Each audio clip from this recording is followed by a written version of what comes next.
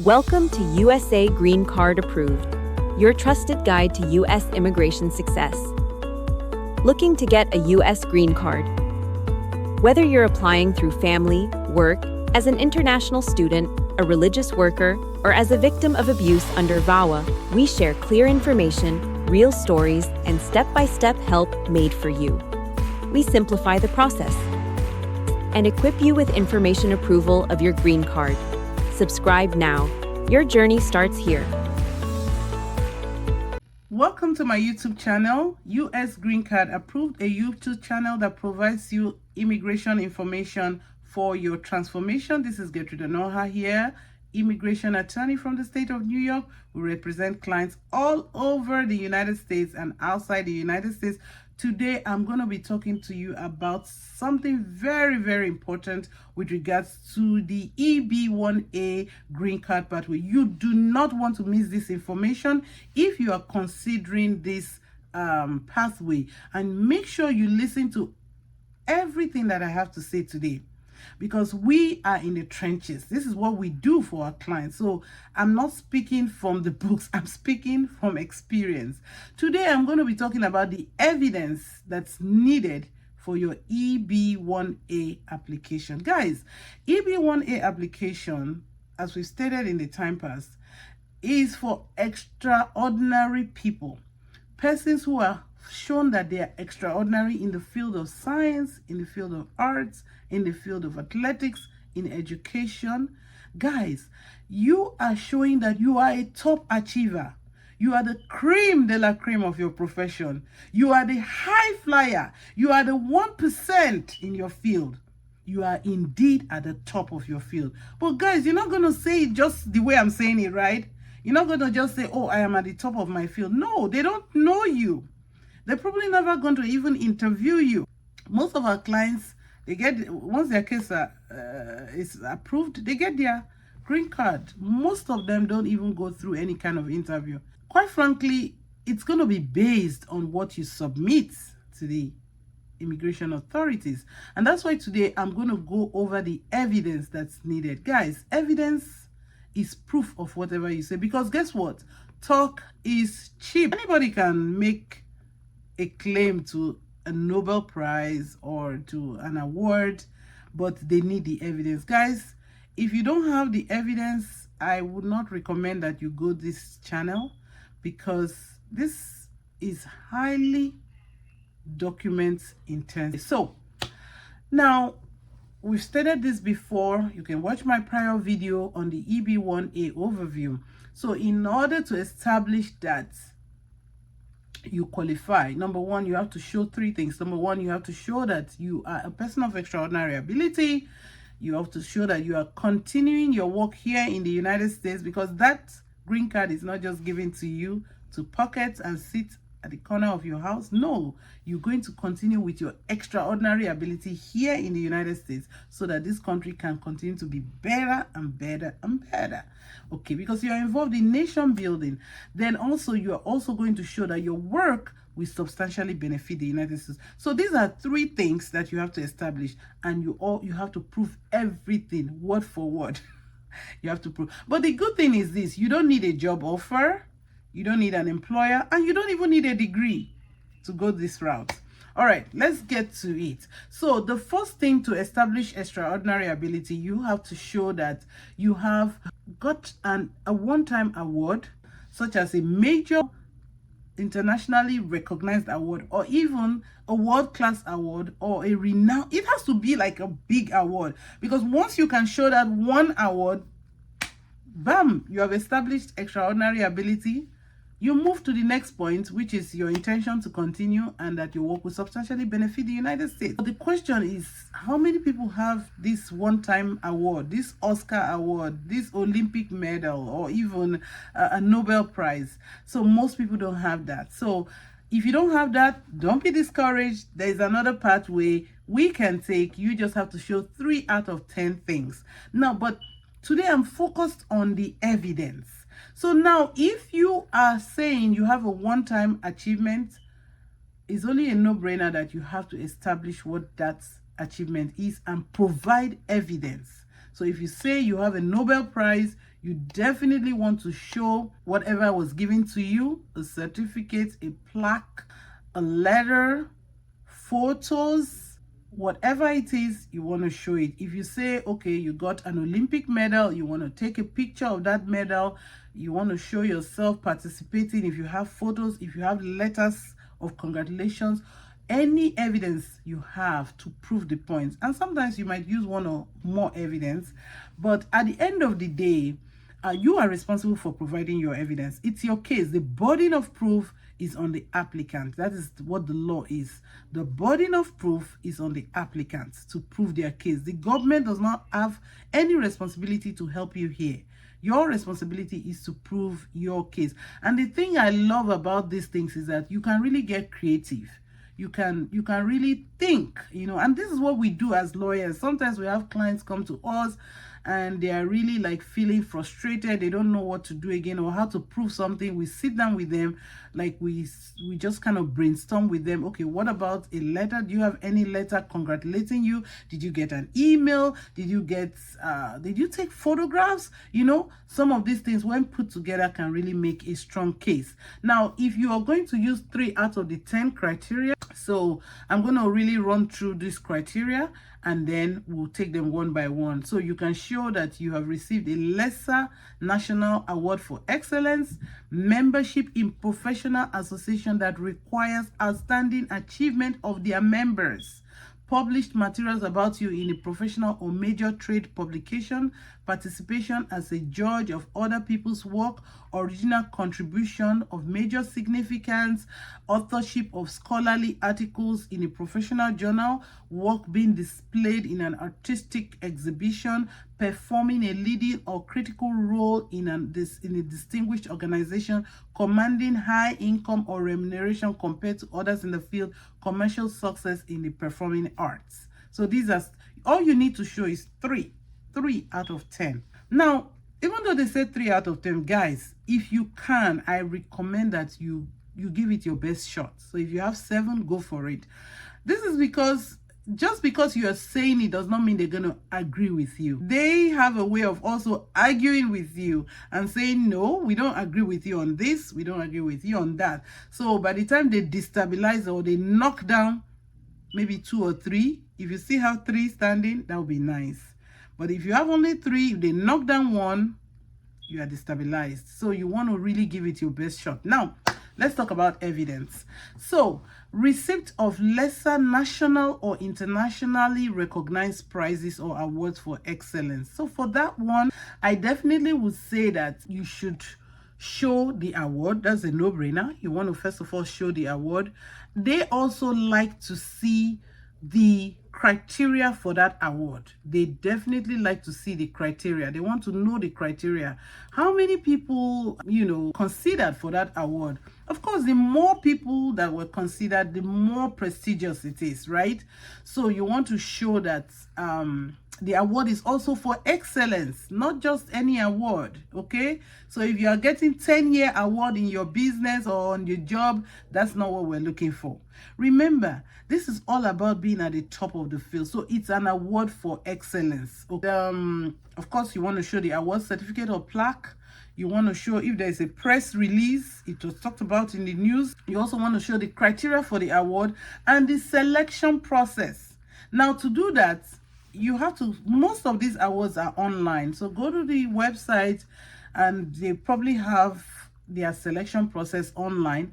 And also sometimes you also want to show that selection process might even tell you that out of 1,000 applicants, you are one of the top 30 that were selected. Okay, so sometimes the letter itself will tell you how competitive that award was, and then you want to take that letter and the criteria and the award and everything and present it.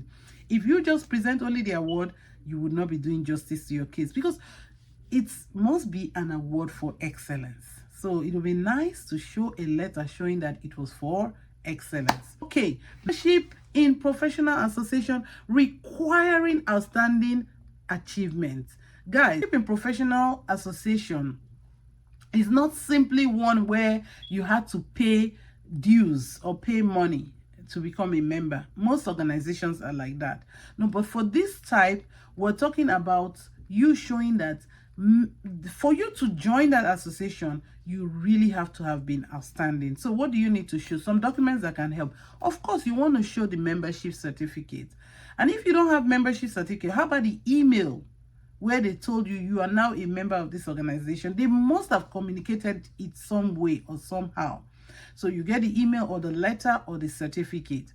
Also, you want to show the bylaws or the membership criteria for the organization, okay? If they say you have to do an exam to be a member, you want to show USCIS that I didn't just become a member by paying, right? I became a member because I took an exam and I passed. So you want a letter from the organization confirming how membership was granted. Very important. Also, you want proof that that association is prestigious. Do you understand? So these are some things that will really help you in proving your case. Now, published criteria number 3, published material about you. So if you're going to use this, you're saying that there's been media coverage discussing your work. Please don't get it wrong. Not just the work of your employer, okay? This gets complicated where you have worked for an employer and that work is being talked about and your name is not mentioned.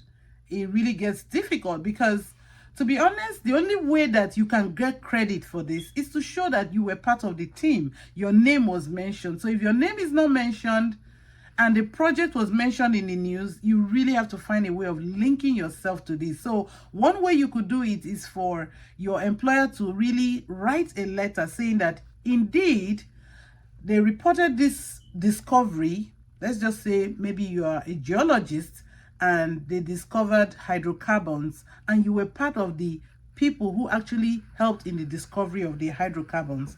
So, but that discovery was reported for the company, not you. So in that case, your company can link you up by saying, yes, this was reported in the news, but Mrs. John or Mr. John was the lead geologist for the project. That way they can link you up.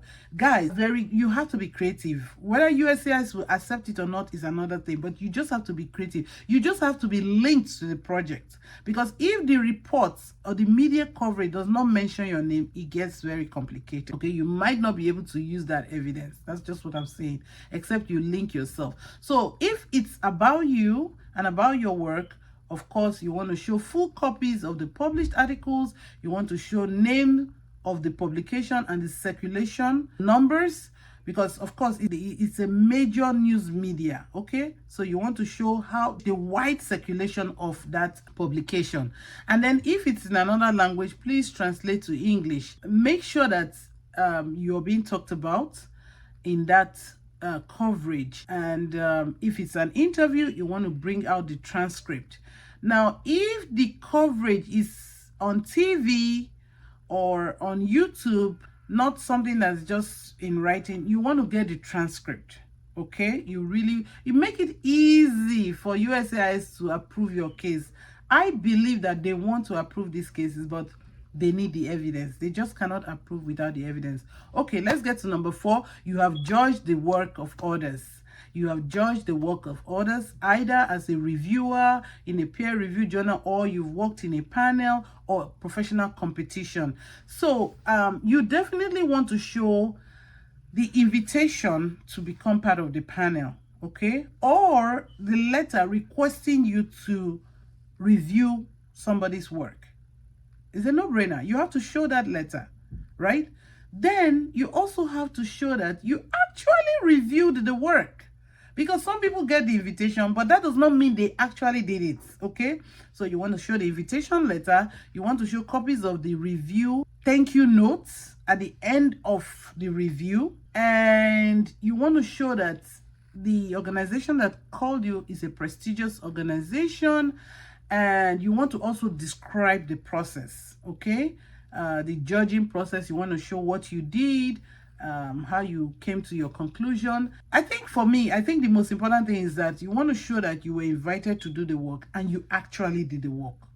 And for some persons, they get certificate, they get thank you notes. So you want to bring that certificate, you want to bring out that email where they were thanking you. Guys, if you have ever done something like this, make sure that you are acknowledged by email or in writing, because that's one strong way of showing that you actually did the work. Contribution of major significance, number 5. Now, this individual is showing that they've made some unique, impactful, and widely recognized contribution in their field. So you want to make sure that you have detailed explanation of that contribution and its impact, okay? And you can also show what that contribution is. It could be a research that you've carried out, a design, something you've done, right? You want to also show the thing itself. Then you could have letters from experts attesting to the significance of the work, because you have to show that you did that work. Original contribution, that's 1. 2, you also want to show that it's of major significance. So, and major significance can be done by letters from experts attesting to the significance of the work, citation, or implementation of the work. Somebody has used your work, and if it's something that's been implemented by the government, it's always very beautiful. Even media coverage or the policy impactation of that document. So your job is to show the original contribution and major significance. Number 6, authorship in scholarly articles. Here the applicant is showing that he or she has authored published articles in major trade journals or any reputable media. So what kind of evidence will we be looking at here? You want to show full copies of your published articles. You want to show journal name of the journal where the article was published. You want to show the impact factor. You want to show the field of relevance. Now the pressure here is for you to show that this journal is a journal that's a major journal, okay? So you really have to show that it has very wide readership, and if you go online you might be able to get that information, even if it was in a newspaper or any trade magazine. You really want to show that it has wide readership. And of course you can also show that, you know, the name of the journal, the citation metrics, or even the co-authorship details, if that is what is happening here. Maybe you've worked with other people to publish this journal. So at the end of the day, again, don't forget that the burden of proof is on you. If you show that it's a major trade journal, then you have to prove that point, okay? And make sure that that research paper has been authored by you or by a group of people, and you also want to show your name is on that research work. Number 7, artistic exhibition or showcases. So for here, the kind of documents you'd be looking at would be invitations or even programs from the exhibition. You want to show that your name is there, your work. If your work has any title, you want to show the title of your work. And it doesn't hurt to show photos, right? It's an exhibition, so it doesn't hurt to show photos of the exhibited items, and it doesn't even hurt to show photos of you displaying your work, right? Or pointing at it or explaining to people, things like that. Look, it's all about the creativity. There's nothing wrong in trying to be creative. At the end of the day, the burden of proof is on you, so you have to show your work. And press reviews would also be important, and if they're available, you might be able to get those online. And proof of the venue's reputation, okay? I remember we had a case where my client exhibited his work at the United Nations office in New York. We actually brought out the booklet that was used for the exhibition, and of course that case was approved. So you need, the more you can show, the better. But of course you want qualitative evidence, not just any evidence, okay? All right, now let's go to number 8, leading or critical role for a distinguished organization. So the word is leading or critical. So leading is different, okay? If your role is leading, it means that you are really holding a top-notch position. And the way you can even show that, simple things like maybe them calling you senior professor or head of this or head of that. Like even your engagement letter would most likely have those words showing that your role is actually leading. So, but I'm just saying that you can show leading or critical. Critical has to do with the intensity, how important the work was, okay? You may not have been the top-notch leader, but you may have been part of the team. At the end of the day, you could show one or both.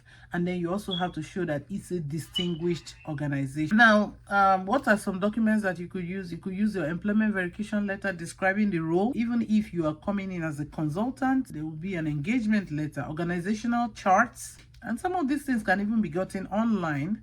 Letters from executives highlighting your impact, and project outcomes or contributions tied to the applicant's effort. Then when it comes to distinguished organization, you might be able to get information about many organizations online, how distinguished they are. So yeah, you should be able to get that online, or any document from the company showing the company history and how distinguished the organization is, or even an expert letter from an independent expert could also be helpful. Number 9, high salary or remuneration compared to others. So guys, don't forget, compared to others. So with this, compensation here is very significant. You're showing that the market is paying higher because you are exceptional. Sorry, you are extraordinary. The market is paying you higher because of your extraordinary ability. So how do you prove this? Pay stubs, offer letters, contracts, industry salary data from like Glassdoor, Bureau of Labor Statistics, tax returns, W-2s, comparison charts. And in this start case, you might be able to get an expert who can really show that the income is truly high for somebody of your caliber compared to others in the industry. Number 10, commercial success in performing arts. So with this, you can show press coverage and reviews, industry recognition and awards, chart rankings or certifications, and even reports that establishes your success in performing arts. Guys, that's just for the first leg of it.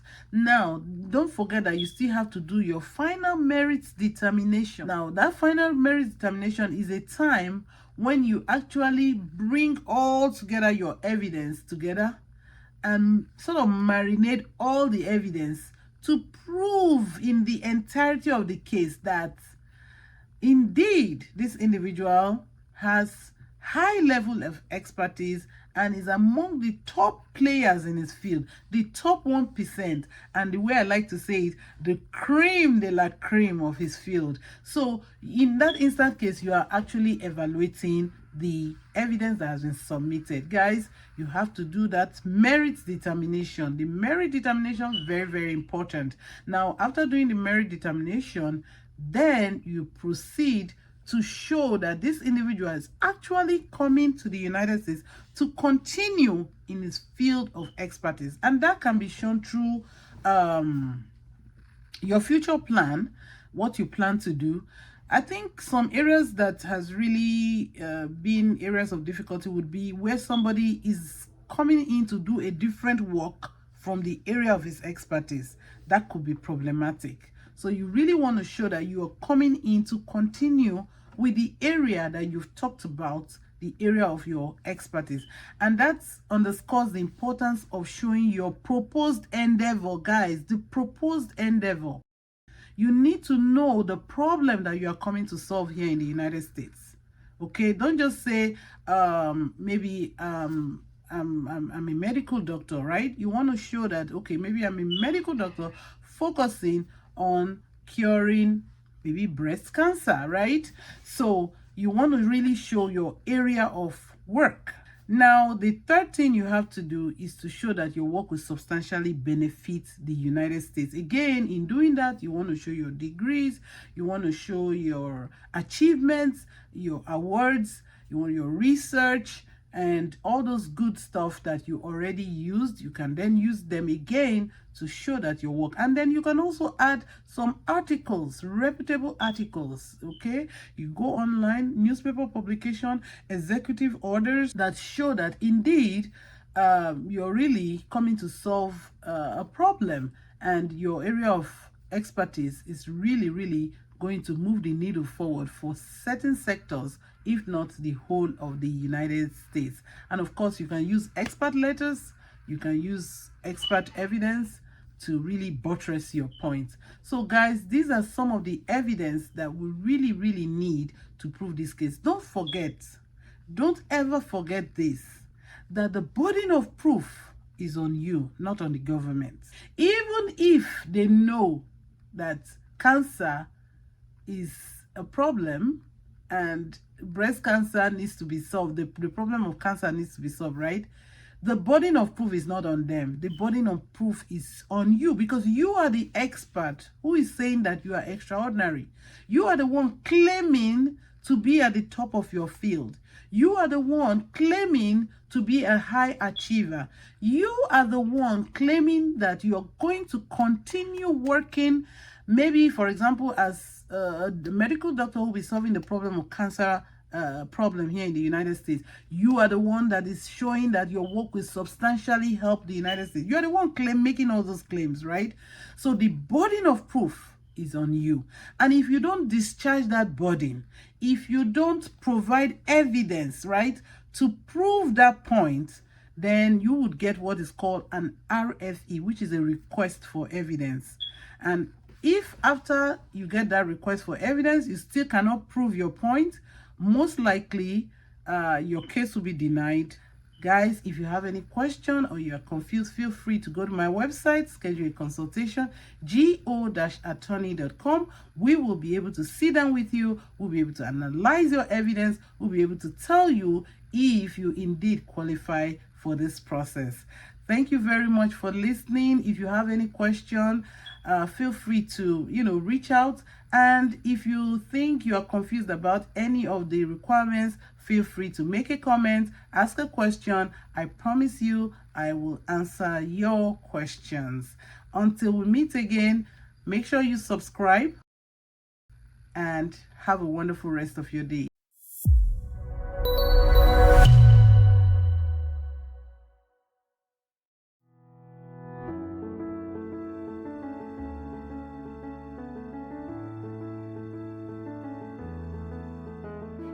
I hope you found valuable information today. At the Law Office of Gertrude Onuoha, we are committed to providing you with clear, useful information to help you on your immigration journey. But don't just take our word for it. Here's what some of our clients say. It was a great experience working with the Law Office of Gertrude Onuoha. She supported me all through my journey of getting my green card and was available to answer my questions. I will surely recommend her. I had the privilege of working with the Law Office of Gertrude Onuoha for my National Interest Waiver Program, and I can't express enough gratitude for her exceptional services. Thanks to her expertise, dedication, and strategic guidance, my NIW was approved smoothly and efficiently. I highly recommend her. I attended a Zoom conference hosted by attorney Gertrude Onuoha by chance. After hearing her detailed explanations and client testimonials, I consulted with her. Despite my uncommon research field, she and her team took the time to understand every detail. Thanks to their professionalism and thorough work, my EB-1A application was successful. I highly recommend their services.